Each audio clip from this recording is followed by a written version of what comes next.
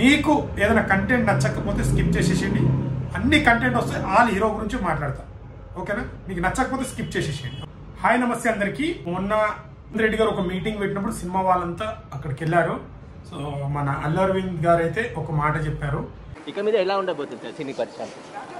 Hyderabad world capital of entertainment అవబోతుంది.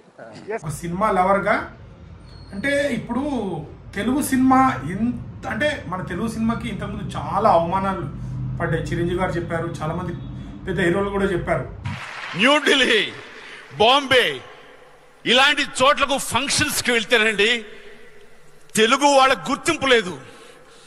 Goa film ఫెస్టివల్కి వెళ్ళి నాకు మహానటుడు రామారావు గారి బొమ్మ లేదు, అక్కడ నాగేశ్వర గారి బొమ్మ లేదు.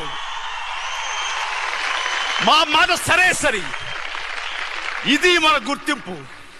ఇప్పుడు తెలుగు సినిమా ప్రస్తావన మొత్తం ప్రపంచం మొత్తం వరల్డ్ మొత్తం ఇట్లా రీసౌండ్ వస్తుంది.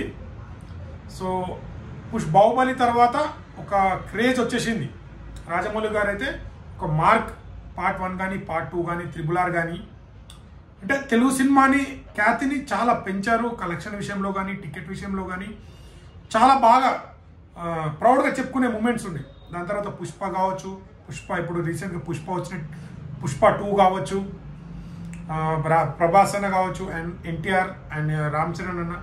ప్రతి ఒక్కరు ఇప్పుడు పాన్ ఇండియా రేంజ్లో తెలుగు హీరోలు ఎవరు ఉన్నారంటే ప్రభాస్ అన్న, అల్లు అర్జున్ అండ్ ఎన్టీఆర్ అన్న, రామ్ చరణ్. సో వీళ్ళు కొద్దిగా పాన్ ఇండియా రేంజ్లో చాలా ఉన్నారు.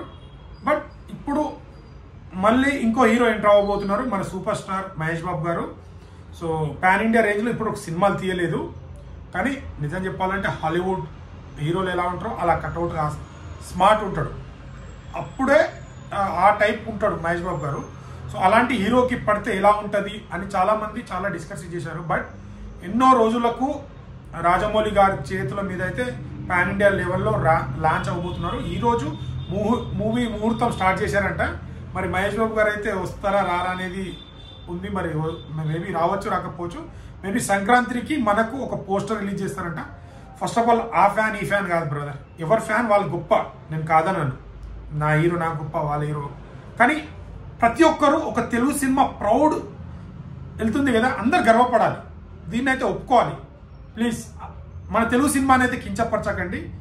తెలుగు సినిమా రేంజ్ వెళ్తుంది అంటే ఇది ఇప్పుడు బాహుబలి 2 తర్వాత ఎట్లా వెళ్ళింది, పుష్ప, RRR కానీ ఇవన్నీ మన తెలుగు సినిమా గురించి మాట్లాడుతున్నాను.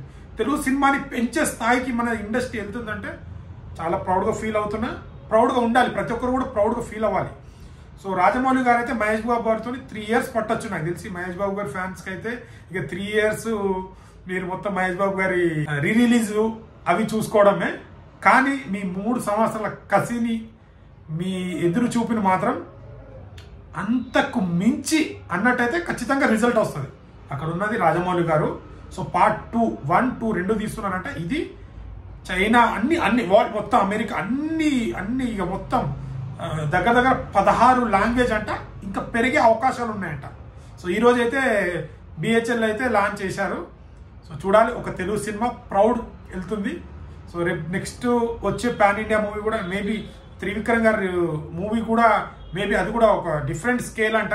మరి అది కూడా సో మహేష్ బాబు గారు మూవీ ఎలాగైతే 16 లాంగ్వేజ్లో రిలీజ్ అవుతుందో, సో మేబీ ఇది కూడా డిఫరెంట్ కాన్సెప్ట్ కాబట్టి సో ఇది కూడా మేబీ ఇంకా ఎన్ని లాంగ్వేజ్లు ఆ లాంగ్వేజ్లో చేస్తారేమో. ఇది కూడా మహేష్ బాబు గారి మూవీ అండ్ ఈ మూవీ కూడా